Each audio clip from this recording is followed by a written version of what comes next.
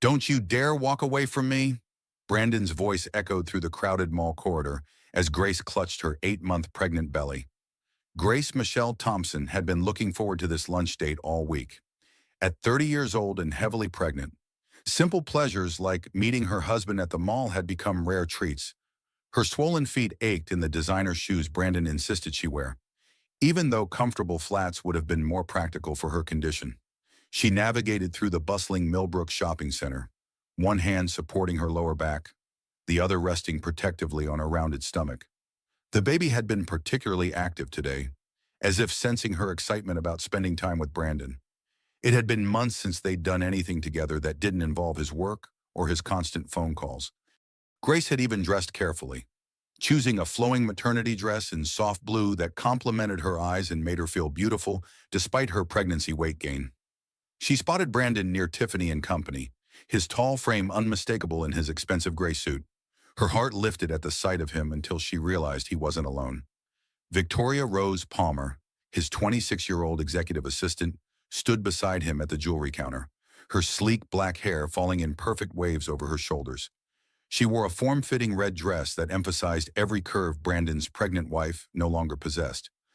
Grace approached slowly, confusion clouding her features. Brandon was examining an elaborate diamond necklace, discussing its merits with the sales associate, while Victoria leaned against him with obvious familiarity. Her perfectly manicured hand rested on his arm as she laughed at something he whispered in her ear. "Brandon," Grace called softly, her voice barely audible over the mall's ambient noise. He turned, and instead of the warm smile she expected, his expression hardened with annoyance. Victoria's lips curved into a smirk that sent ice through Grace's veins. "Grace," Brandon said curtly, making no move to step away from Victoria. "You're early." "I thought we were having lunch," Grace said, her pregnancy hormones making her voice shakier than usual. "What are you doing here?" Victoria answered before Brandon could speak. "Brandon's buying me a little thank you gift for all my hard work lately." She gestured toward the diamond necklace with mock innocence.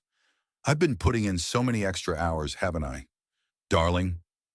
The endearment hit Grace like a physical blow. She looked at Brandon, waiting for him to correct Victoria, to explain that this was some kind of misunderstanding. Instead, he avoided her eyes and continued examining the jewelry. "Brandon, what's going on?" Grace's voice grew stronger, drawing attention from nearby shoppers. A tall security guard in his 50s had been watching the scene unfold from his position near the mall directory. Something about the pregnant woman's distressed posture and the man's dismissive attitude had caught his attention. His name tag read Bill, and his weathered face showed the kind of concern that came from years of protecting people. "This is exactly why I need Victoria," Brandon snapped, finally facing his wife. "You've become impossible since you got pregnant. Everything has to be about you and your needs." Grace gasped, stumbling backward as if he'd struck her.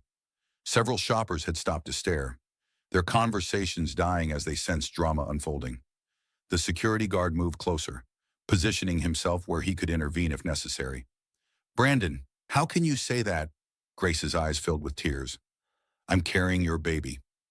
Victoria laughed, the sound sharp and cruel. "Oh, honey, that's exactly the problem. Look at yourself. You're fat, emotional, and frankly, exhausting to be around." The security guard's jaw clenched as he watched Victoria deliberately step closer to Brandon, her hand sliding possessively down his arm. When Brandon didn't pull away, didn't defend his wife, Bill's expression grew thunderous. Grace felt the baby respond to her distress with a series of sharp kicks. She pressed both hands to her belly, trying to calm herself for the child's sake even as her world crumbled around her. "How long?" she whispered, the question barely audible. "How long what?" Brandon's tone was mocking now, emboldened by Victoria's presence and the public nature of the confrontation. "How long have you been sleeping with her?" The question hung in the air like a challenge. Shoppers had formed a loose circle around them, some pretending to browse nearby stores while openly eavesdropping. The security guard moved even closer, his radio ready in case the situation escalated. Victoria answered with deliberate cruelty. "Long enough to know what he's been missing at home." She rose on her tiptoes and kissed Brandon full on the lips. Her eyes locked on Grace's horrified face throughout the embrace. Brandon didn't resist. If anything, he seemed to enjoy the public display of his betrayal. Grace felt something break inside her chest, a pain so sharp it took her breath away. The baby kicked frantically, as if trying to comfort her from within. She gripped the edge of a nearby bench for support, her knees threatening to buckle. "Mrs. Are you all right?" The security guard's voice was gentle but concerned. He moved to her side, his presence solid and reassuring in a way that made her want to cry. "She's fine," Brandon said dismissively, not bothering to look at his wife. "Grace, you're making a scene. Go home." But Grace wasn't fine, and she wasn't going home. Something in Victoria's triumphant smile and Brandon's casual cruelty ignited a fire she didn't know she possessed. "You're right," she said, her voice steadying as she straightened to her full height. "I am making a scene, and I'm just getting started." Brandon's face flushed red with embarrassment as more shoppers gathered to watch the unfolding drama. He strode over to Grace and grabbed her arm roughly, his fingers digging into her soft flesh through the fabric of her maternity dress. "That's enough," he hissed, pulling her closer. "You're embarrassing both of us."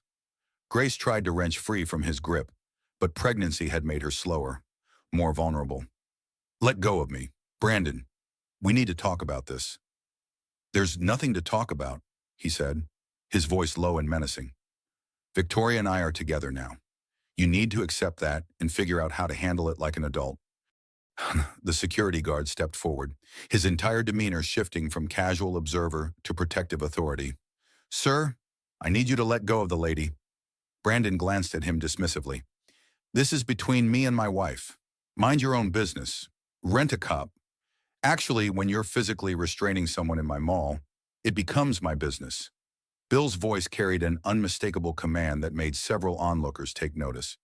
This wasn't the typical security guard's nervous intervention. This was someone accustomed to being obeyed. Victoria sensed the shift in power dynamics and moved to reassert control. She laughed loudly, making sure everyone could hear her. "Oh, please, Grace is just being dramatic because she can't compete anymore. Look at her." She gestured dismissively at Grace's pregnant form. "She trapped Brandon with that baby, and now she's angry that he's found someone who actually takes care of herself." Grace felt tears streaming down her cheeks, but they were tears of rage now rather than hurt. "Trapped him? We've been married for 3 years. Victoria, we planned this pregnancy." "Did you?" Victoria's smile was venomous. "Because Brandon told me a very different story about how you accidentally forgot your birth control." The lie hit Grace like a physical blow. She had never done such a thing, had never needed to. Brandon had been the one pushing for a baby, talking about their future family, making plans for the nursery. Now he stood silent, allowing Victoria to rewrite their history for an audience of strangers. "That's not true," Grace said, her voice breaking. "Brandon, tell her that's not true." Brandon's silence was answer enough. In that moment, Grace understood that his betrayal went far deeper than just an affair. He had constructed an entire false narrative to justify his actions, painting her as manipulative and desperate while casting himself as the victim. The realization must have shown on her face because Brandon's expression hardened further. "Don't look at me like that. Grace, you know what you did." "I didn't do anything except love you and trust you," Grace replied, her voice growing stronger with each word. "Love," Brandon laughed harshly. "You call that love constant demands, emotional manipulation, using your pregnancy to control every situation."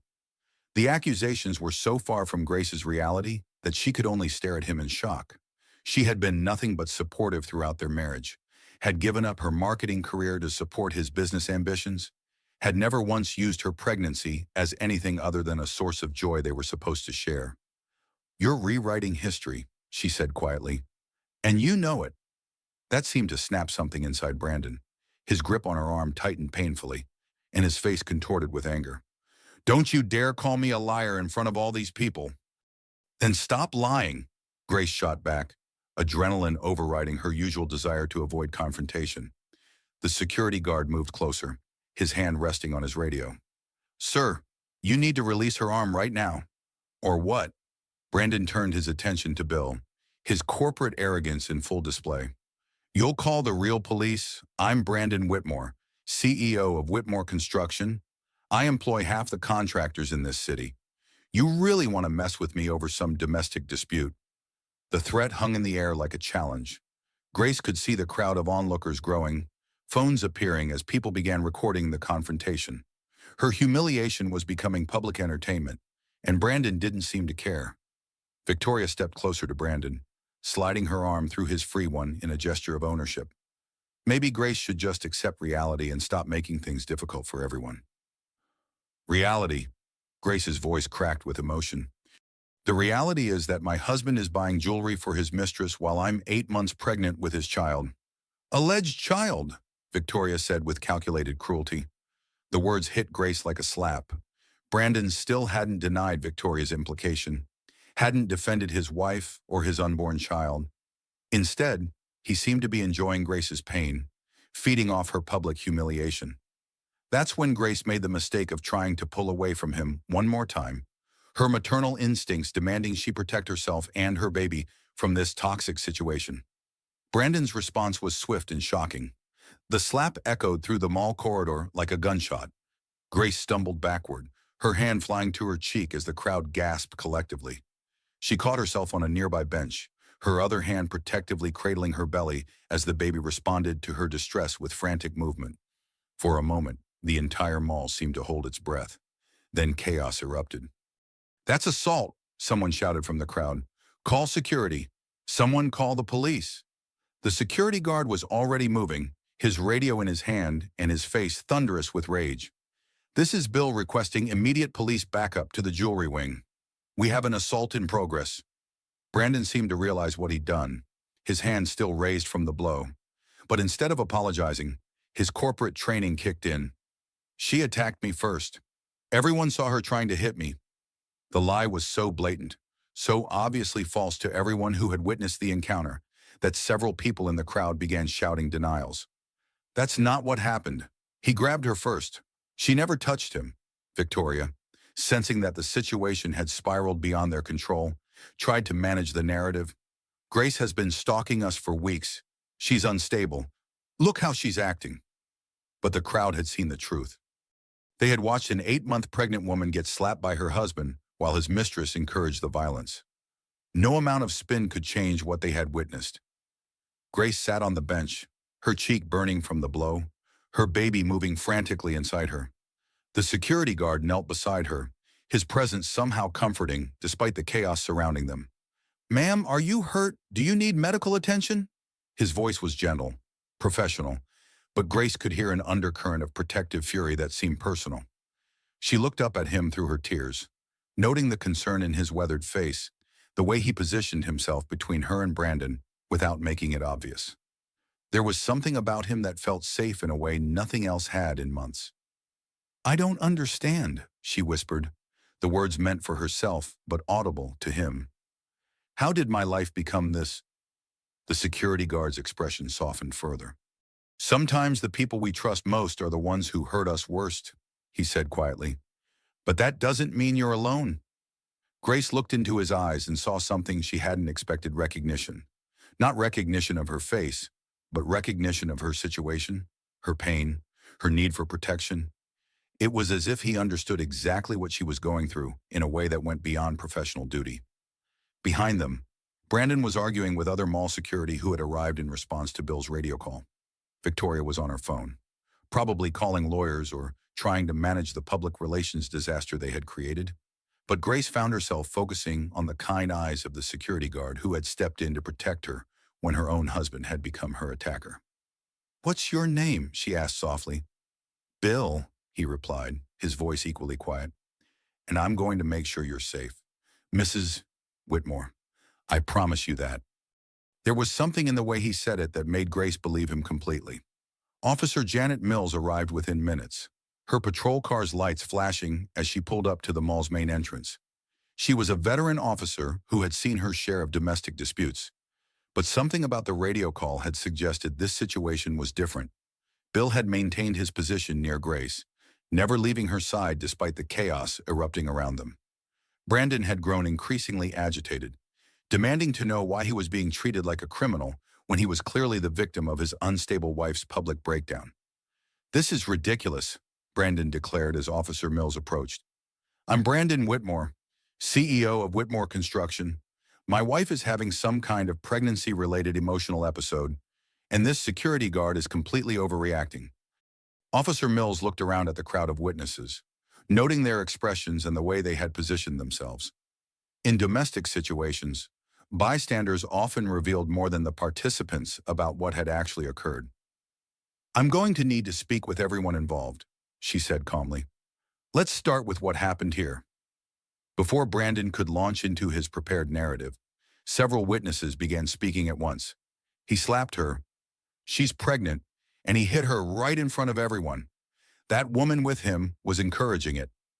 Officer Mills held up her hand for quiet, then looked at Bill. You called this in? Yes, ma'am, Bill replied, his tone respectful but confident. I witnessed Mr. Whitmore physically restrain his wife, then strike her across the face when she attempted to free herself. That's not what happened, Victoria interjected, stepping forward with her phone in her hand. I have connections at the mayor's office. This is harassment of a prominent businessman.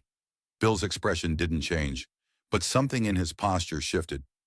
Officer Mills, who had been dealing with entitled civilians for 20 years, recognized the subtle signs of someone who wasn't impressed by threats or political connections. Ma'am, I'm going to need you to step back while I conduct my investigation, Officer Mills told Victoria firmly. Do you know who I am? Victoria demanded.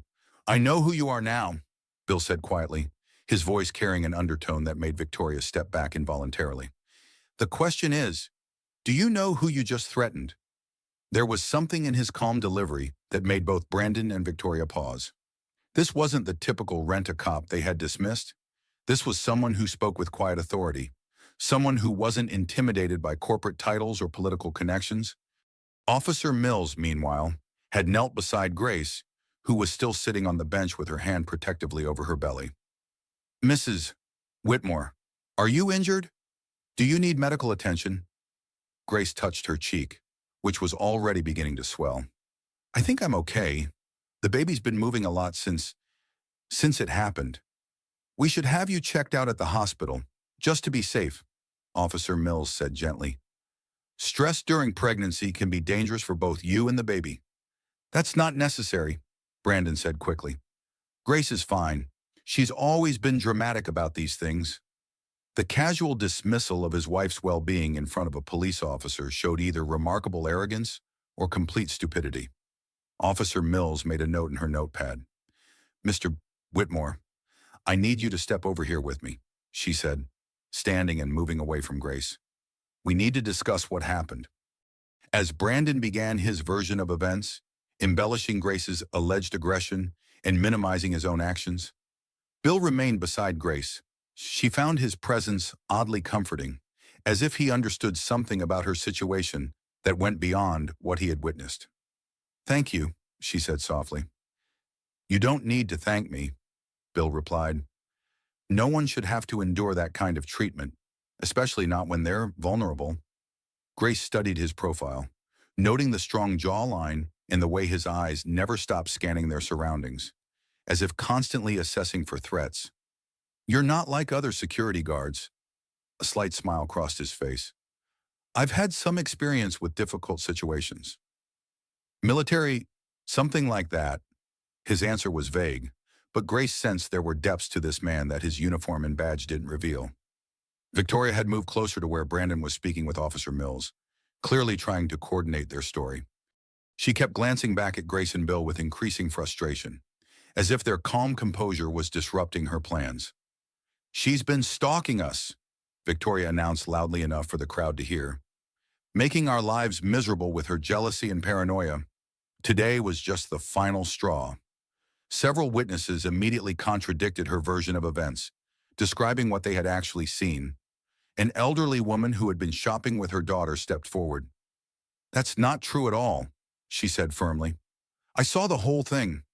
That poor pregnant girl was just asking questions, and her husband got violent when she wouldn't be quiet about his cheating. Alleged cheating, Victoria corrected quickly. The elderly woman gave her a withering look.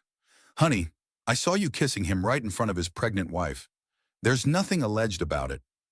More witnesses came forward. each contradicting Brandon and Victoria's version of events.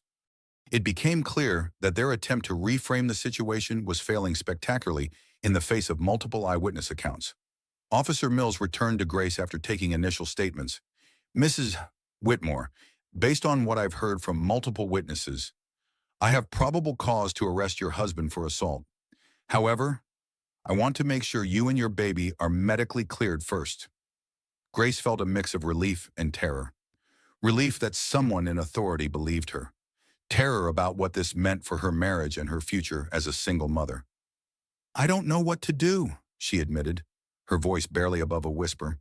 Bill knelt down beside her chair, his voice low and reassuring. Right now, you don't have to do anything except take care of yourself and your baby. Everything else can wait. Something in his tone made Grace look at him more carefully. There was a protective quality to his concern that seemed almost paternal, as if he had a personal stake in her well-being beyond professional duty. Do you have family you can call? Officer Mills asked. Someone who can meet you at the hospital. Grace thought about her options. Her sister Rebecca would come, but she lived 2 hours away. Her mother Dorothy had always liked Brandon and might not believe what had happened. She had lost touch with most of her friends after marriage, partly due to Brandon's subtle discouragement of her social activities. My sister, she said finally. She's a lawyer. She'll come. Bill made a note in a small notebook he pulled from his pocket. The action seemed automatic, professional in a way that didn't match his security guard role. What's your sister's name? He asked. I can help coordinate with the hospital if needed. Grace found herself answering without question, trusting this stranger in a way that surprised her. Rebecca Foster. She works for Hartwell and Associates downtown. Bill nodded, making another note. Good firm. She'll know how to handle this situation properly. His familiarity with her sister's law firm struck Grace as odd, but she was too overwhelmed to question it. Instead, she found herself grateful for his competence and calm presence in the chaos surrounding her. As the ambulance arrived to transport Grace to the hospital for examination, Bill helped her stand and walk to the stretcher. His touch was gentle and respectful, but there was something about his protective positioning that reminded her of something she couldn't quite identify. Will you? She started to ask, then stopped herself. She had no right to ask this stranger to accompany her. I'll follow in my car, Bill said, answering her unspoken question. I need to give my full statement to the police, but I want to make sure you're all right first. As the ambulance doors closed, Grace caught sight of Brandon being led away in handcuffs while Victoria shouted at Officer Mills about lawyers and lawsuits and political connections. But her attention was drawn to Bill, who was already on his phone making calls that sounded far too important and authoritative for a mall security guard. For the first time in hours, Grace allowed herself to hope that maybe, just maybe, she wasn't as alone as she had thought. The emergency room at Millbrook General Hospital buzzed with typical Monday afternoon activity, but Grace found herself in a private examination room within minutes of arrival. The efficiency with which she was processed seemed unusual, though she was too worried about her baby to question it. Dr. Sarah Coleman, the attending physician, was a woman in her early 50s with kind eyes and gentle hands. She performed a thorough examination while monitoring the baby's heartbeat, asking questions about Grace's stress levels and physical symptoms. Your blood pressure is elevated, which is concerning given your advanced pregnancy, Dr. Coleman explained as she reviewed Grace's chart. The baby's heartbeat is strong, but I want to keep you for observation for a few hours to make sure everything stabilizes. Grace nodded, relief washing over her at the news that her baby was unharmed. She had been terrified that the stress and trauma might have affected the child she had wanted so desperately. Is there someone I can call for you? Dr. Coleman asked. Your husband. Perhaps. My husband is the reason I'm here, Grace said quietly, touching her still tender cheek. Dr. Coleman's expression grew more serious. I see. What about other family? My sister is driving down from Hartford. She should be here soon. And, Through the small window in her room, Grace could see Bill in the waiting area, still making phone calls. He had changed out of his security uniform into street clothes, and she was struck by how different he looked. The casual jeans and button-down shirt he now wore were expensive, well-tailored in a way that suggested significantly more income than a security guard typically earned. Dr. Coleman followed her gaze. Is that gentleman family? No, he was working security at the mall. He helped me when Grace trailed off, not sure how to explain the situation. When your husband assaulted you, the direct question surprised Grace. She had expected to have to convince medical staff of what had happened, to face the same skepticism Brandon and Victoria had tried to create. Yes, Bill stepped in to protect me. I don't really know him, but he's been incredibly kind. Dr. Coleman made a note in Grace's chart. Well, he's made quite a few phone calls on your behalf. The hospital administration received calls from some very influential people requesting that you receive the best possible care. Grace frowned. I don't understand. I don't know any influential people. Apparently someone does.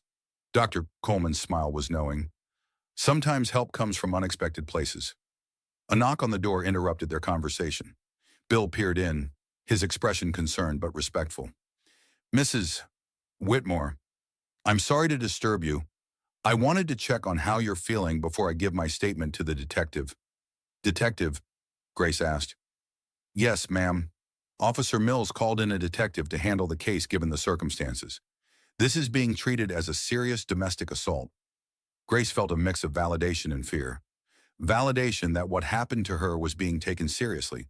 Fear about the implications for her future. What circumstances? Bill exchanged a look with Dr. Coleman before answering. Your husband's public profile makes this a high-visibility case. The mall security footage is very clear, and there were dozens of witnesses. The prosecutor's office wants to make sure everything is handled properly. There was something in the way he spoke about prosecutors and legal procedures that suggested familiarity beyond what a security guard would typically possess. Grace filed the observation away with her growing list of questions about this man who had become her unlikely protector. I should probably call Rebecca and let her know what's happening, Grace said, reaching for her phone. Already done, Bill said gently. I spoke with her office. She's on her way and should be here within the hour. Grace stared at him. How did you get her contact information? Bill seemed to realize he had overstepped somehow. You mentioned her firm earlier. It was easy enough to look up. The explanation made sense, but Grace couldn't shake the feeling that there was more to it. Bill seemed to anticipate her needs before she expressed them, to have resources and connections that didn't match his apparent position. Dr. Coleman cleared her throat diplomatically. I'll give you both some privacy while I check on your test results. Mrs. Whitmore, try to rest. Stress isn't good for either you or the baby. After she left, Bill pulled a chair closer to Grace's bed. How are you really doing? And please, don't say you're fine. The gentle concern in his voice nearly brought tears to her eyes. After years of Brandon dismissing her feelings and needs, having someone genuinely care about her well-being felt overwhelming. I'm scared, she admitted. I don't know what happens now. I don't know how I'm going to raise this baby alone, or where I'm going to live, or how I'm going to support myself. You're not alone, Bill said firmly, and you're stronger than you think. How can you know that you don't even know me? Bill was quiet for a long moment, and Grace had the strange impression that he was carefully considering his words. Sometimes we can see strength in others, even when they can't see it in themselves. Before Grace could respond, her phone rang. Rebecca's number appeared on the screen, and Grace answered quickly. Rebecca, thank God. Grace, honey, are you all right? I got a call from the hospital saying you were in the emergency room. What happened? Grace began explaining the events at the mall, her voice breaking as she described Brandon's betrayal and violence. Rebecca listened with the focused attention of a lawyer and the protective fury of an older sister. That bastard, Rebecca said when Grace finished. I'm almost there. Don't sign anything. Don't agree to anything. And don't talk to anyone from Brandon's legal team without me present. He has a legal team already. If he doesn't, he will soon. Men like Brandon don't go down without a fight, especially when their reputations are at stake. After ending the call, Grace looked at Bill, who had been listening to her side of the conversation with interest. Can I ask you something? She said. Of course. Why are you still here? Your shift at the mall must be over, and you've already given your statement. You don't owe me anything. Bill considered the question carefully. Everyone deserves protection when they're vulnerable, especially when the people who should be protecting them are the ones causing harm. There was something personal in his tone, as if he spoke from experience. Grace found herself studying his face more carefully, noting the laugh lines around his eyes and the silver threading through his dark hair. He was probably in his late 50s, old enough to be her father, but there was nothing paternal about his concern. It was more like the protective instinct of someone who understood exactly what she was going through. "Have you ever been married?" she asked, surprising herself with the personal question. Pain flickered across Bill's features. "Yes, a long time ago." "What happened?" "I made mistakes, put work ahead of family, lost the things that mattered most." He met her eyes. "That's why I recognize strength when I see it. You're fighting for your child, putting their needs first. That takes courage." Grace felt tears welling up again. "I don't feel courageous. I feel terrified and alone." "Being terrified and doing the right thing anyway is the definition of courage," Bill said quietly. Before Grace could respond, there was a commotion in the hallway, raised voices, including one she recognized all too well. Brandon had arrived, and he was demanding to see his wife. Bill's entire demeanor changed instantly. He stood and moved to position himself between Grace and the door, his body language shifting from gentle caregiver to protective guardian. "Stay calm," he told Grace. "No one's going to hurt you here." The conviction in his voice was absolute, and despite everything that had happened, Grace found herself believing him completely. Rebecca Foster arrived at the hospital like a force of nature, her designer suit and briefcase marking her as someone accustomed to taking charge of difficult situations. At 45, she was 5 years older than Grace and had spent her career defending women in domestic violence cases. The moment she saw her sister's swollen cheek and frightened expression, her professional and personal protective instincts merged into something formidable. "Where is he?" Rebecca demanded, embracing Grace carefully. "In the hallway, arguing with security about seeing me," Grace replied, leaning into her sister's familiar strength.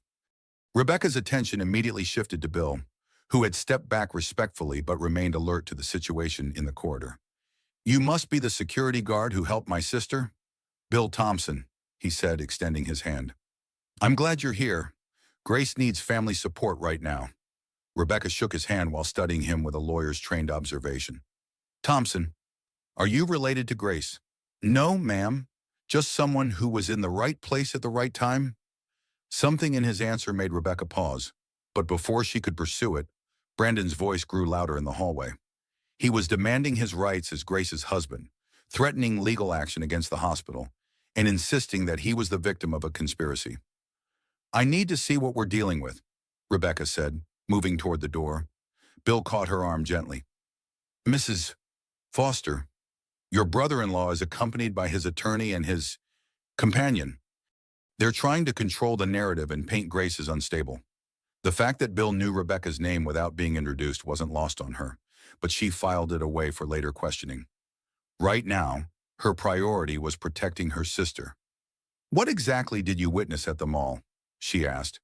Bill's account was precise and detailed, delivered with the kind of objective clarity that suggested experience giving testimony. He described not only Brandon's assault, but also the systematic emotional abuse that had preceded it, Victoria's deliberate cruelty, and the crowd's shocked response to the violence. "There's security footage from multiple angles," he added, "and at least 24 witnesses who recorded parts of the incident on their phones." Rebecca nodded approvingly. "Good.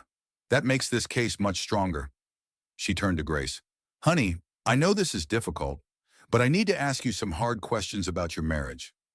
For the next 30 minutes, Rebecca conducted a thorough interview, documenting patterns of emotional abuse, financial control, and isolation that Grace had normalized over 3 years of marriage. Bill remained quietly present, occasionally offering tissues or water, his protective vigilance never wavering. "He cleaned out our joint accounts this morning," Grace revealed, the admission painful. "I tried to use my debit card for parking, and it was declined. When I called the bank, they said Brandon had transferred everything to an account in his name only." Rebecca's expression grew grimmer. "That's financial abuse and potentially theft, depending on the source of the funds." "There's more," Grace continued, her voice growing stronger as she shared her burden. Victoria has been living in our vacation house in the Hamptons for the past 6 months. Brandon told me it was being renovated, but yesterday I found hotel receipts showing they've been there together multiple times. Bill made a note in his small notebook, the action so automatic that Rebecca noticed immediately. "Mr. Thompson, are you writing a report?" she asked. Bill looked up, seeming to realize his behavior might appear unusual. "Just keeping track of details. In situations like this, documentation can be important." Rebecca's legal instincts were fully engaged now. "What kind of work did you do before mall security?" "Various things," Bill replied vaguely. "I've always been interested in helping people in difficult situations." Before Rebecca could probe further, Detective Maria Santos knocked on the door.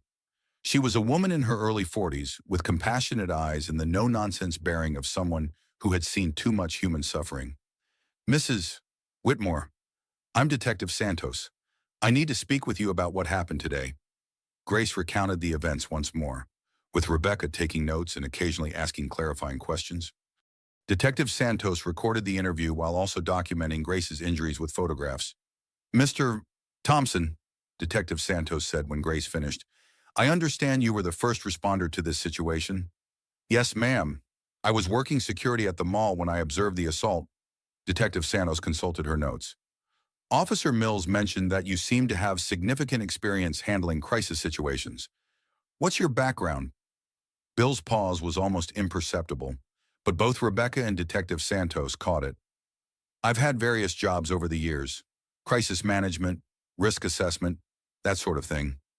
It was a truthful answer that revealed nothing specific, delivered with the skill of someone accustomed to deflecting inquiries about his background. Dr.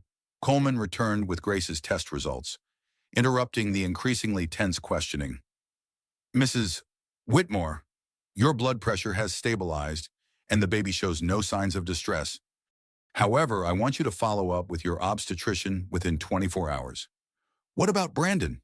Grace asked. "Is he still trying to see me?" Detective Santos answered. "He's been arrested and charged with assault in the 3rd degree. He made bail an hour ago, but has been issued a restraining order requiring him to stay at least 500 feet away from you." Relief flooded through Grace, followed immediately by new anxiety. "What about the house? All my things are there." "We can arrange for a police escort to retrieve your belongings," Detective Santos said. "But you'll need somewhere else to stay tonight?" "She can stay with me," Rebecca said immediately. Bill cleared his throat. "Actually, that might not be the safest option. Mr. Whitmore knows where Mrs. Foster lives and works. If he violates the restraining order, he'll look there first." Both women stared at him. Rebecca voiced what they were both thinking. "How do you know where I live and work?" Bill seemed to realize he had revealed too much. "I may have done some research after Mrs. Whitmore mentioned you were her sister and an attorney. In situations like this, it's important to understand all the players." "What kind of research?" Rebecca's lawyer instincts were in full alert mode now. "Public records, professional directories, basic background information."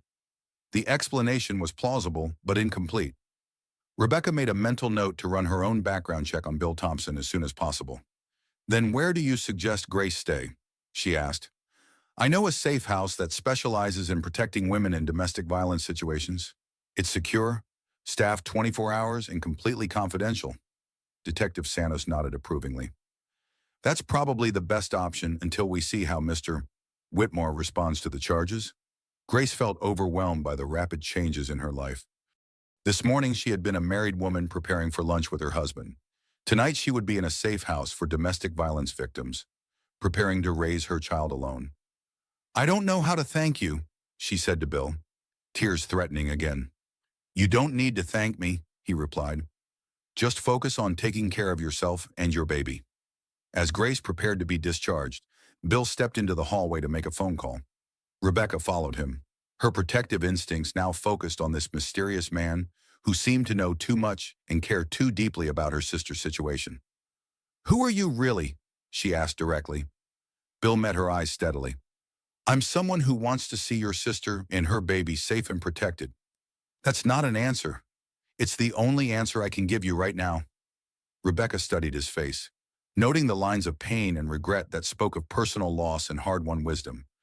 Whatever his story was, she sensed it was complicated and possibly tragic. "If you hurt her," she began.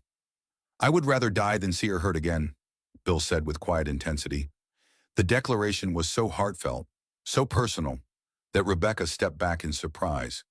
This wasn't the protective instinct of a good Samaritan. This was something deeper, more personal, more invested. But before she could question him further, Grace appeared in the doorway, ready to leave the hospital and begin the next chapter of her dramatically altered life. The safe house was a converted Victorian mansion in a quiet residential neighborhood, indistinguishable from the family home surrounding it.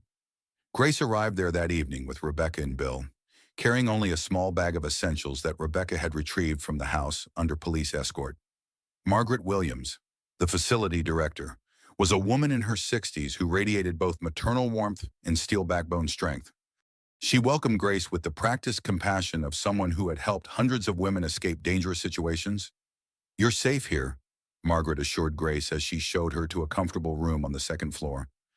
"We have 24-hour security, and our location is completely confidential." Grace sank into the chair by the window, exhaustion finally overwhelming her. The events of the day felt surreal, as if they had happened to someone else. This morning she had been Mrs. Brandon Whitmore, respected wife of a successful CEO. Tonight she was a domestic violence victim hiding from her husband. "I keep thinking I'm going to wake up and this will all be a nightmare," she admitted to Rebecca and Bill. "I know it feels overwhelming," Rebecca said, sitting on the bed beside her. "But you did the right thing. You protected yourself and your baby." Bill remained near the door, as if sensing that the sisters needed space for private conversation. But Grace found his quiet presence comforting in a way she couldn't explain. "What happens now?" Grace asked. Rebecca pulled out her legal pad, which was now covered with notes and lists. "Several things need to happen quickly. First, we need to secure your financial situation. Brandon's attempt to hide assets before the assault suggests this was planned." "Planned?" Grace felt sick at the implication. "The timing is too convenient. He empties your accounts, then publicly humiliates you at the mall. This wasn't a moment of passion. Grace, this was calculated." Bill stepped forward slightly. "What kind of assets are we talking about?" Rebecca consulted her notes.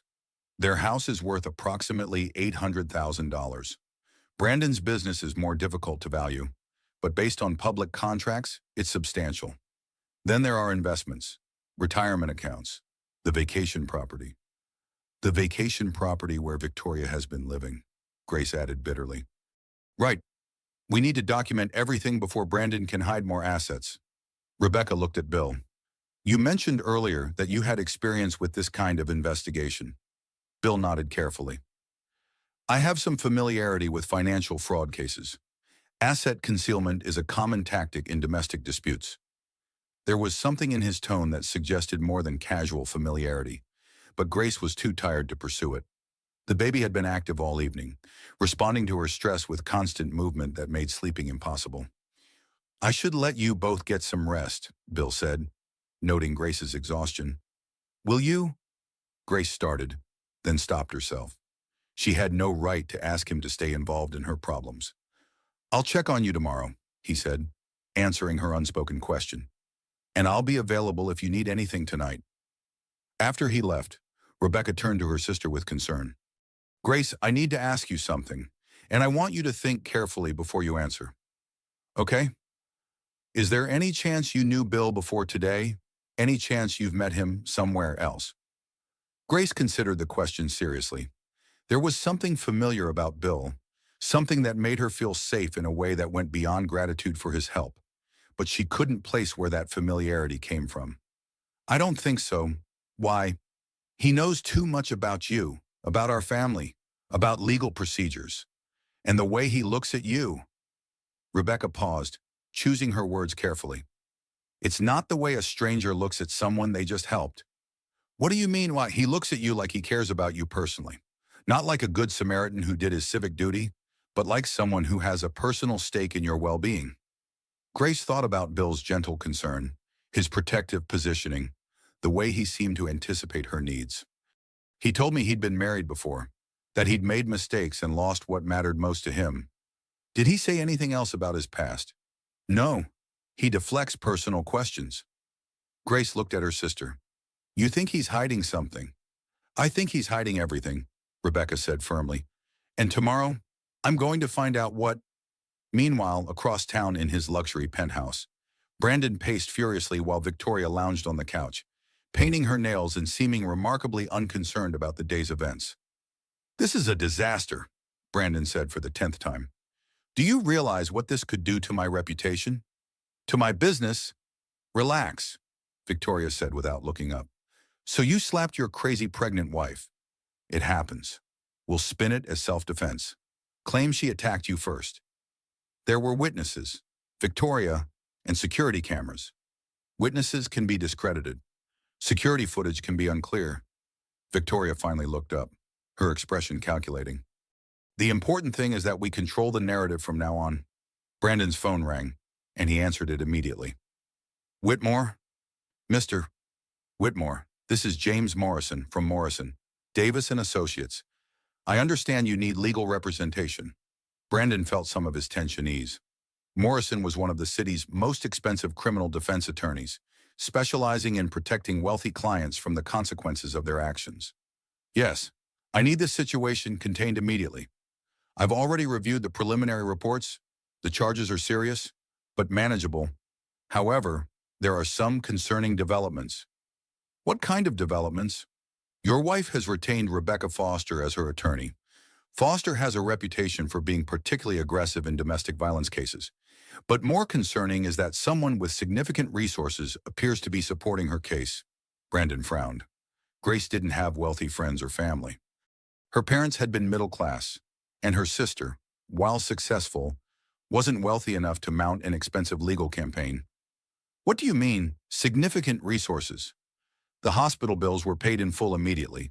She's been placed in the city's most exclusive safe house, which has a waiting list months long, and someone has already started a forensic audit of your financial records. That's impossible. Grace doesn't have access to our accounts anymore. Mr. Whitmore, whoever is backing your wife has resources that dwarf your construction company. This isn't just about domestic charges anymore. If they find irregularities in your business practices, Brandon's blood ran cold. His company's success had involved cutting corners, bribing inspectors, and using substandard materials to increase profit margins. If someone conducted a thorough investigation, find out who's helping her, he ordered. I'll do what I can, but Mr. Whitmore, you need to prepare for the possibility that this goes far beyond a simple assault charge. After ending the call, Brandon stared out at the city lights, trying to figure out who could be supporting Grace. She had been so isolated during their marriage, so dependent on him for everything. Where would she find a powerful ally? Victoria appeared beside him, having overheard enough of the conversation to understand the implications. Maybe we underestimated little Gracie, she said thoughtfully. What do you mean? I mean, maybe your mousy wife isn't as helpless as we thought. Brandon felt a chill of premonition.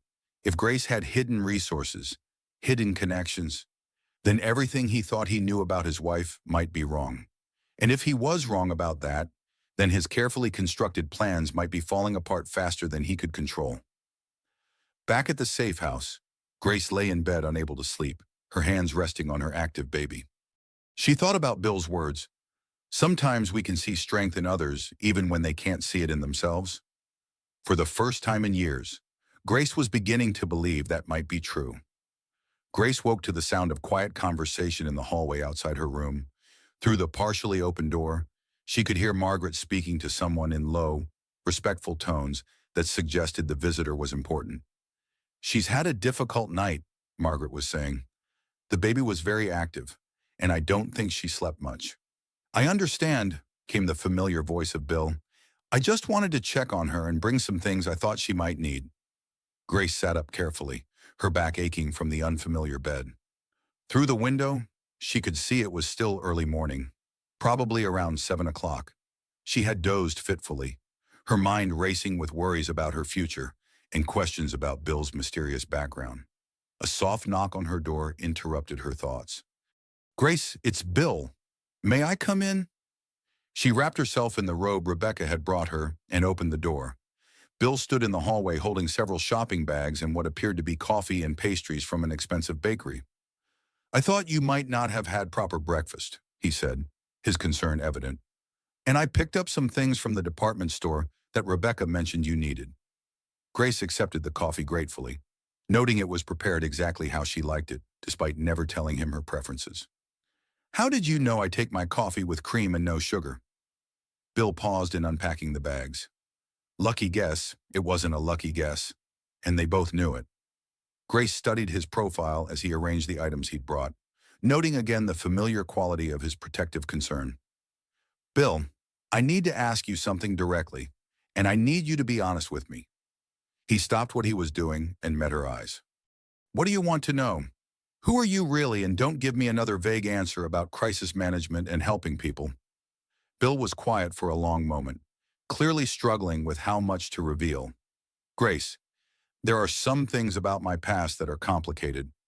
More complicated than being 8 months pregnant and hiding from my abusive husband." The question seemed to hit him with unexpected force.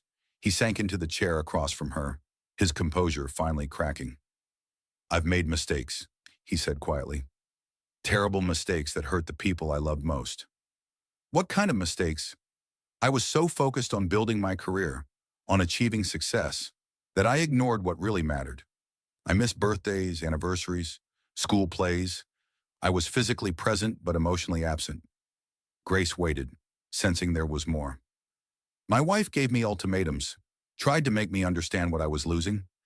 But I was arrogant, convinced that providing financial security was the same as providing love." His voice grew rougher with emotion. "By the time I realized what I'd done, it was too late. What happened? She left me, took our daughters with her, said they deserved better than a father who saw them as obligations rather than priorities." Grace felt her heart constrict with sympathy. "How long ago?" 18 years. Bill looked up at her, and she saw pain etched deep in his features. "I haven't seen my daughters since they were children." The admission hung between them, heavy with loss and regret. Grace began to understand the depth of Bill's protective instincts toward her. She represented something he had failed to protect in his own life. "What were their names?" she asked softly. "Grace and Rebecca." The words hit her like a physical blow. Grace set down her coffee cup with trembling hands, staring at this man who had seemed like a stranger, but now. "Grace Michelle and Rebecca Lynn," Bill continued, his voice barely above a whisper. "My ex-wife insisted on keeping my last name for the girls, even though she reverted to her maiden name, Thompson." Grace felt the room spinning around her. The familiar eyes, the protective instincts, the way he knew exactly how she liked her coffee, the ease with which he had contacted Rebecca, his knowledge of her childhood nickname. "Gracie Bird," she whispered, the endearment she hadn't heard in 18 years falling from her lips like a prayer. Bill's composure finally broke completely. Tears streamed down his weathered face as he nodded. "Hello, sweetheart." Grace couldn't move, couldn't breathe, couldn't process what was happening. Her father, the man who had disappeared from her life when she was 12 years old, had been protecting her in disguise. He had watched her husband assault her, had stayed by her side in the hospital, had arranged for her safety, all while she had no idea who he was. "You left us," she said, her voice cracking with 18 years of abandonment and hurt. "I didn't want to leave you," Bill said, reaching toward her, then stopping himself. "Your mother made it clear that unless I could prove I had changed, unless I could put family first, I wasn't welcome in your lives. So you just gave up." "No?" His voice grew stronger. "I never gave up. I've been watching over you and Rebecca your entire adult lives. Your college scholarship, your first job, the opportunities that came your way, I made sure you had chances to succeed." Grace stared at him in shock. "You've been manipulating my life for 18 years. I've been protecting it. There's a difference." The distinction that had seemed clear to him obviously wasn't clear to Grace. She stood abruptly, pacing to the window as she tried to process the magnitude of what he was telling her. "The security guard job at the mall. I own the building. I've been working different positions there for the past year. Waiting. Waiting for what? For the right moment to prove to your mother and to you girls, that I had changed, that I could put family first when it mattered most? Grace turned to face him, anger and confusion warring with a desperate hope she barely dared acknowledge. And yesterday was that moment. When I saw that man raise his hand to my pregnant daughter, nothing else in the world mattered except protecting you. The raw emotion in his voice broke through Grace's defenses. This was her father, the man she had missed desperately throughout her childhood and adolescence. But it was also a stranger who had been secretly orchestrating her life without her knowledge or consent. Does Rebecca know? Not yet. I was hoping you would help me tell her. Grace laughed bitterly. You want me to help you reveal that our dead father is actually alive and has been playing puppet master with our lives? I'm not dead, Grace. I'm right here. I've always been here. Being here and being present are two different things, Grace shot back, echoing the words she had heard her mother say countless times. Bill flinched as if she had struck him. You're right. I failed you both when you needed me most. But I'm here now, and I won't fail you again. How can I trust that? How can I trust anything you say when you've been lying to me my entire adult life? The question hung in the air between them, laden with years of hurt and abandonment. Bill stood slowly, moving toward her with the careful approach of someone trying not to frighten a wounded animal. Because yesterday, when it mattered most, I chose you over everything else. My company, my reputation, my carefully maintained anonymity. None of it mattered when someone was hurting my daughter. Grace looked into his eyes and saw the truth of his words. Whatever else William Thompson had become, in the years since he'd left their family, his love for her had never wavered. It had been complicated, misguided, and sometimes controlling, but it had been constant. I don't know how to process she admitted, her anger giving way to overwhelming confusion. You don't have to process it all at once, Bill said gently. Right now, you need to focus on your baby and your safety. Everything else can wait. Grace placed her hands on her belly, feeling the child move restlessly inside her. Her baby, who would grow up with a grandfather they had never expected to have. Mom, she said suddenly. Does she know? Bill's expression grew complicated. Your mother and I have been in communication for the past year. She knows I've been trying to prove that I've changed. And what does she think? She's been watching to see if I would put family first when it really mattered. Bill's smile was sad but hopeful. I think yesterday might have convinced her. Grace felt tears threatening again, overwhelmed by the emotional whiplash of the past 24 hours. Her marriage had exploded, her security had been shattered, and now her supposedly dead father had returned from the grave to become her protector. I need time to think about all this, she said finally. Of course. Take all the time you need. Bill moved toward the door, then stopped. Grace, whatever happens between us, whatever you decide about having me in your life, I want you to know that being your father has been the greatest privilege of my life, even from a distance. After he left, Grace sank onto the bed, her mind reeling with revelations and possibilities. Her father was alive. Her father was wealthy.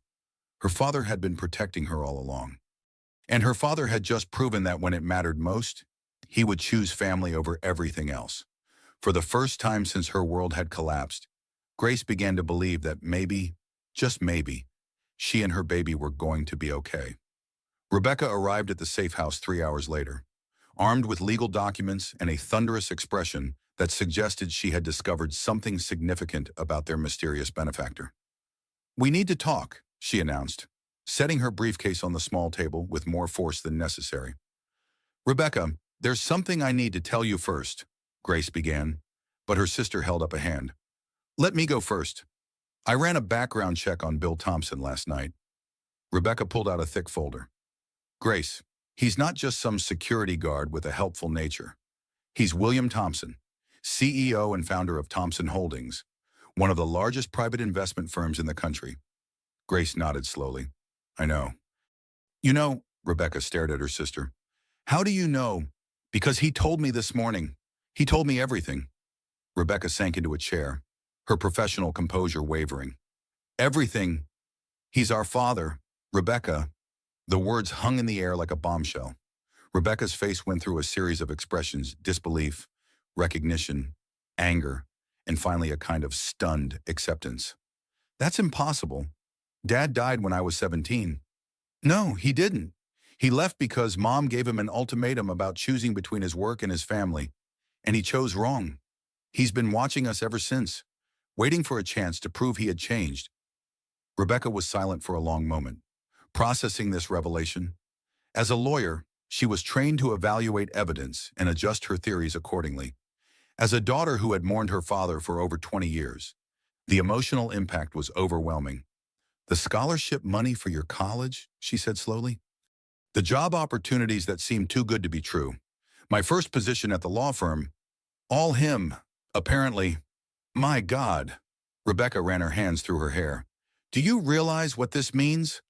Before Grace could answer, Margaret appeared in the doorway. I'm sorry to interrupt, but there's a gentleman here to see you both.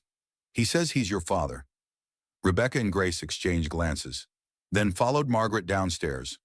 In the common room, William Thompson stood by the window, no longer hiding behind the uniform and demeanor of a security guard. He wore an expensive suit that emphasized his successful transformation from the workaholic father they remembered to one of the country's most powerful businessmen. Hello, Rebecca, he said softly. Rebecca stared at him, seeing their father's features in the older, more weathered face. You son of a bitch, she whispered, then launched herself across the room to embrace him. The reunion was everything Grace had imagined and nothing like she'd expected. There were tears, recriminations, explanations, and slowly, tentatively, forgiveness. I've missed so much, William said, his voice thick with emotion. Graduations, careers, Grace's wedding. I wanted to be there for all of it. Then why weren't you? Rebecca demanded, the lawyer in her needing answers. Because your mother was right. I needed to prove I could put family first. Not just say it, but prove it through my actions. And yesterday was your proof. Yesterday was my moment of truth. When I saw Brandon raise his hand to Grace, nothing else mattered. Not my cover, not my business interests, not the years of careful planning, only protecting my daughter. Grace felt tears streaming down her cheeks as she watched her sister and father tentatively rebuild their relationship. But the emotional reunion was interrupted by Margaret, who appeared with a concerned expression. I'm sorry, but there's a situation developing outside. Several news vans have arrived, and there are reporters asking questions about Mrs. Whitmore. William's expression immediately shifted to protective mode. How did they find her? I don't know, but they're claiming to have information about yesterday's incident at the mall. Grace felt panic rising in her chest. The last thing she needed was media attention while she was trying to rebuild her life. I'll handle this, William said firmly, pulling out his phone. Grace watched in amazement as her father made a series of calls that demonstrated the full extent of his power and influence. Within minutes, he had mobilized security, contacted media relations specialists, and begun damage control measures that would have impressed a presidential campaign. The reporters will be cleared out within the hour, he reported, and I've arranged for alternative accommodations that will be completely secure and private. Alternative accommodations? Grace asked. My estate in Connecticut. It's private, secure, and large enough for you to be comfortable during the remainder of your pregnancy. Rebecca looked skeptical. Don't you think that's a bit much moving Grace to your house? Rebecca has a point, Grace said. I've just discovered you're alive. Moving in with you seems like a big step. William considered this carefully. What if Rebecca came too, at least initially, until you're comfortable with the arrangement? Before either sister could answer, Margaret returned with more urgent news. I've just received a call from the district attorney's office. Mr. Whitmore has hired a high-profile attorney who's claiming the assault charges are part of a conspiracy. What kind of conspiracy? Rebecca asked. They're alleging that Mrs. Whitmore has connections to organized crime and that yesterday's incident was staged to extort money from her husband. Horror. Grace felt the blood drain from her face. That's insane. How can they claim something so ridiculous? William's expression had grown cold and calculating. They're fishing. They know someone with significant resources is supporting you, and they're trying to create doubt about your credibility. Can they do that? Grace asked. Rebecca nodded grimly. Character assassination is a common defense strategy in domestic violence cases. They'll try to make you look like the aggressor or paint you as unstable. Then we need to get ahead of this, William said. I'm going to have my attorneys file a motion to expedite the criminal proceedings and simultaneously begin a civil suit for defamation.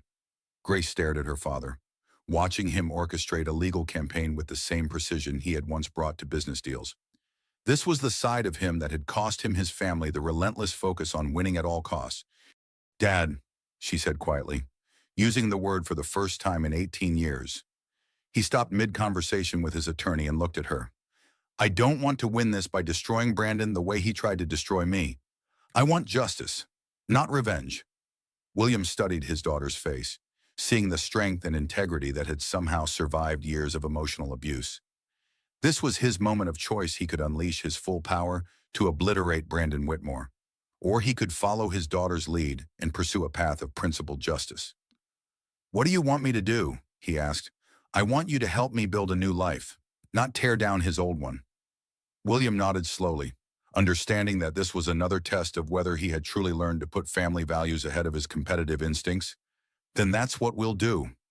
As Grace watched her father adjust his strategy to align with her values rather than his own, she began to believe that maybe, just maybe, William Thompson really had changed. And maybe, just maybe, they could finally be a family again. 3 weeks later, Grace stood before a packed courtroom, 8.5 months pregnant, and radiating the kind of strength that comes from facing your worst fears and surviving them. The media attention had been intense, but William's security team had ensured her privacy while allowing her story to be told on her terms. Brandon sat at the defendant's table with his expensive attorney, looking nothing like the confident CEO who had struck his pregnant wife in public. The forensic audit of his company had revealed massive fraud, embezzlement, and safety violations that had put countless lives at risk. The mall assault had been the beginning of his downfall, not the end. Mrs. Whitmore, the prosecutor said gently, can you tell the court what happened on the afternoon of March 15th? Grace's voice was clear and steady as she recounted the events at the mall. She described Brandon's betrayal, Victoria's cruelty, and the moment when her husband's hand connected with her face in front of dozens of witnesses. And how did you feel when your husband struck you? The prosecutor asked. Shocked, Grace replied. Not just physically, but emotionally. This was the man I had trusted with my heart, my future, and my child's future. In that moment, I realized that everything I thought I knew about my marriage had been a lie. Brandon's attorney tried to discredit her testimony, suggesting she had provoked the assault and painting her as an unstable woman who had trapped Brandon with an unwanted pregnancy. But the security footage was unambiguous, the witness testimony overwhelming, and Brandon's own financial crimes spoke to a pattern of deceptive behavior that undermined any claim of victimhood. When Victoria took the stand in Brandon's defense, her testimony backfired spectacularly. Under cross-examination, she revealed the extent of their affair, the deliberate cruelty she had shown toward Grace, in her own involvement in hiding Brandon's fraudulent business practices. Miss Palmer, the prosecutor asked, did you encourage Mr. Whitmore to divorce his wife before the baby was born? I suggested it would be cleaner, Victoria admitted, not realizing how her words sounded to the jury. Cleaner for whom? For Brandon? For his reputation and his business. So you were aware that Mr. Whitmore was planning to leave his pregnant wife? Of course. That was always the plan. The admission sent a murmur through the courtroom. Grace watched as the jury's expressions shifted from skeptical to disgusted. Victoria had just confirmed that Brandon's assault wasn't a moment of passion, but part of a calculated plan to discard his wife and child. When the defense called William Thompson to testify about his relationship with Grace, the courtroom held its breath. The revelation that the mysterious billionaire supporting Grace was her supposedly dead father had been a media sensation. Mr. Thompson, Brandon's attorney began, isn't it true that you orchestrated this entire situation to gain leverage over my client's construction company? William's response was measured and devastating. Sir, until 3 weeks ago, I didn't even know your client existed. My only concern was protecting my daughter and grandchild from a violent predator. But you do have business interests that compete with Mr. Whitmore's company. I have business interests in dozens of industries. That doesn't mean I conspire to have their executives arrested for domestic violence. The questioning continued. But William's credibility was unshakable. He had built an empire through legitimate means, his reputation was spotless, and his motivation for helping Grace was clearly personal rather than business-related. When Rebecca took the stand as a character witness for Grace, her testimony painted a picture of a loving sister who had sacrificed her own ambitions to support her husband's career. Grace gave up her marketing career to support Brandon's business, Rebecca told the jury. She never complained, never demanded recognition, never asked for anything except to be treated with basic respect and fidelity. During closing arguments, the prosecutor summarized the case with devastating clarity. This is not a complicated case. A successful businessman decided to replace his pregnant wife with a younger woman. When his wife discovered his betrayal and confronted him publicly, he responded with violence. The assault was witnessed by dozens of people and recorded on security cameras. The defendant's subsequent attempts to hide assets and defame his wife's character only confirm his guilt. Brandon's attorney made a final desperate attempt to paint Grace as a gold digger who had somehow orchestrated her own assault to gain access to her father's wealth. But the timeline made such a conspiracy impossible, and the jury had seen too much evidence of Brandon's character to buy his victim narrative. The jury deliberated for less than 2 hours before returning with a guilty verdict on all charges: assault in the third degree, criminal harassment, and financial fraud. The judge sentenced Brandon to 5 years in prison and ordered him to pay full restitution to Grace for the hidden assets. As Brandon was led away in handcuffs, Grace felt no satisfaction in his downfall, only relief that this chapter of her life was finally closing. Outside the courthouse, she faced a wall of reporters and cameras. William and Rebecca flanked her protectively, but Grace had insisted on making a statement. "I want to thank the prosecutor's office for taking domestic violence seriously," she began, her voice carrying across the crowd. "But I also want to say something to other women who might be in similar situations." The crowd grew quiet, sensing this would be more than a standard victim impact statement. "For 3 years, I normalized behavior that should have been unacceptable. I made excuses for emotional abuse, isolation, and financial control because I loved someone and wanted to believe he loved me back. The physical violence was just the final step in a long pattern of abuse that I didn't recognize until it was almost too late." Kunita Grace paused, one hand resting on her very pregnant belly. "If you're in a relationship where someone makes you feel small, stupid, or worthless, that's not love. If someone isolates you from friends and family, controls your finances, or makes you afraid to disagree with them, that's not love. And if someone hits you, even once, that's never, ever acceptable." The crowd was completely silent now, hanging on every word. "I was lucky enough to have people who stepped in to protect me when I couldn't protect myself. Not everyone has that, but everyone deserves to be safe, respected, and valued in their relationships. Don't settle for less because you think it's all you deserve. You deserve so much more." As Grace finished speaking, she felt a sharp pain in her lower abdomen. She gripped Rebecca's arm, trying to stay composed in front of the cameras. "Grace," Rebecca asked, noticing her sister's sudden pallor. "I think," Grace started, then gasped as another contraction hit. "I think the baby's coming." The crowd erupted as William immediately took charge, calling for his car while Rebecca supported Grace. The irony wasn't lost on anyone that Grace was going into labor on the day justice was finally served. As they rushed to the hospital, Grace felt a sense of poetic justice. Her daughter would be born on the day her father was finally held accountable for his crimes. It seemed like the perfect way to close one chapter and begin another. Emma Rose Thompson entered the world at 11:47 p.m. on the day of her father's conviction, as if she had been waiting for justice to be served before making her appearance. Grace held her daughter in her arms, marveling at the tiny perfect features and the way Emma seemed to study the world around her, with serious dark eyes that reminded Grace of her own father. "She's beautiful," William whispered, tears streaming down his weathered cheeks as he looked at his granddaughter for the first time. "She looks just like you did when you were born." Grace smiled through her exhaustion. "I don't remember you being there when I was born." "I was there," William said softly. "I held you just like this, made promises about being the best father in the world. I failed to keep those promises the first time around." He looked up at Grace, his eyes filled with determination and love. But I won't fail Emma, and I won't fail you again. Rebecca, who had been documenting every moment with her camera, lowered the device to wipe away tears. She's going to have the most interesting birth story ever. Born on the day justice was served, Dr. Coleman, who had delivered Emma, smiled as she completed her final checks. Both mother and baby are perfectly healthy. Emma weighed 7 pounds, 2 ounces, and she has excellent reflexes and strong lungs. As if to prove the doctor's point, Emma let out a healthy cry that filled the hospital room. Grace adjusted her position to comfort her daughter, feeling a fierce protective love that she had never experienced before. "I won't let anyone hurt you," she whispered to Emma.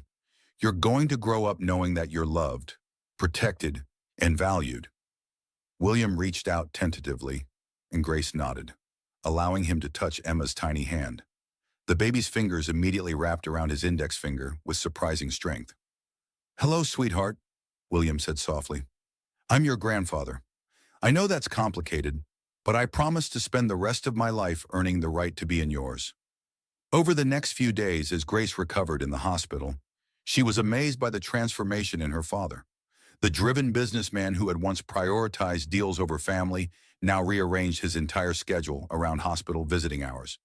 He brought flowers daily, not for show, but because he remembered that Grace had always loved fresh flowers as a child. When Emma fussed, William walked the halls with her, quietly singing lullabies that Grace dimly remembered from her own childhood. When Grace struggled with breastfeeding, he researched lactation consultants and arranged for the best one in the city to provide private consultation.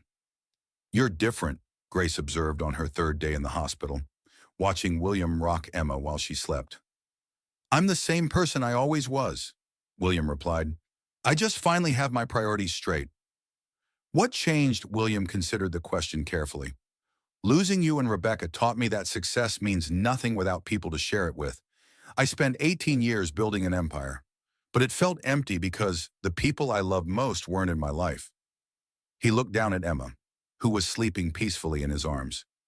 "When I saw Brandon raise his hand to you, I realized I had a choice.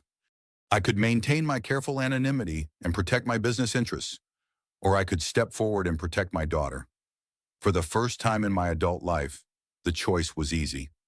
Dorothy Thompson arrived that afternoon, carrying a suitcase and wearing the kind of determined expression that Grace remembered from her childhood. At 56, Grace's mother was still a beautiful woman, though her hair was now silver and her face showed the lines of 20 years of single parenthood. "Mom," Grace said, struggling to sit up straighter in bed. Dorothy went straight to her daughter, embracing her carefully before turning attention to Emma. "Oh, sweetheart, she's perfect." "Dorothy," William said quietly from his position by the window. The reunion between Grace's parents was less dramatic than the father-daughter reconciliation had been, but more emotionally complex. These were two people who had loved each other deeply, divorced painfully, and spent 20 years learning to forgive themselves and each other.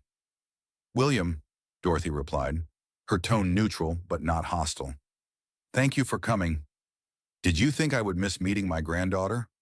Dorothy took Emma from William's arms with practiced ease. "Besides, someone needs to help Grace navigate this transition." Grace watched her parents interact, noting the careful politeness that suggested years of tentative communication. "How long have you two been talking?" "About a year," Dorothy admitted. "Your father reached out when he learned you were pregnant. He wanted permission to be involved in some way." "And what did you tell him?" Dorothy looked at William, then back at Grace.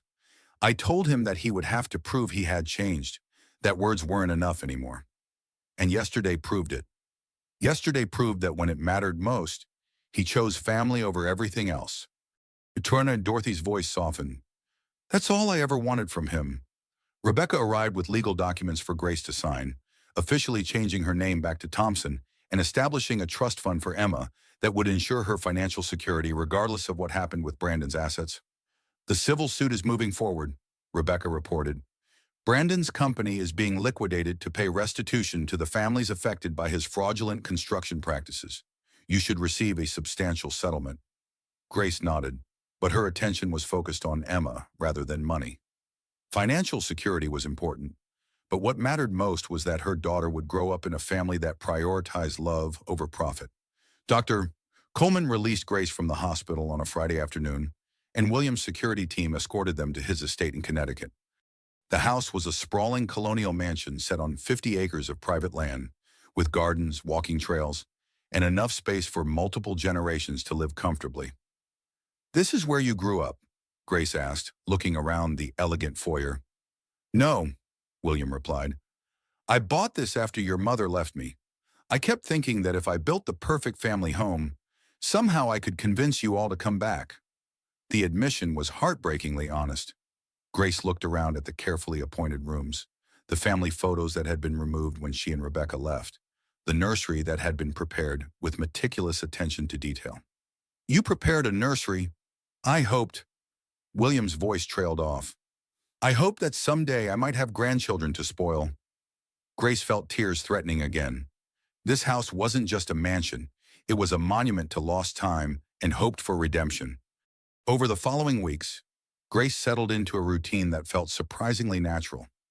Dorothy had moved into the guest house to help with Emma, creating a three-generation household that somehow worked despite its complicated history. William proved to be a devoted grandfather, taking night feedings when Grace was exhausted, baby-proofing the entire mansion before Emma was even mobile, and reading to her from classic literature with the same intensity he had once brought to board meetings. "She's too young to understand Dickens," Grace observed one afternoon, finding William reading Great Expectations to a 2-week-old Emma. "It's never too early to develop good taste in literature," William replied seriously, then grinned when Grace laughed. These moments of lightness were balanced by more serious conversations about the future. Grace had decided to return to her marketing career, but she wanted to do it on her own terms. William offered to buy her an established firm, but Grace declined. "I need to build something myself," she explained.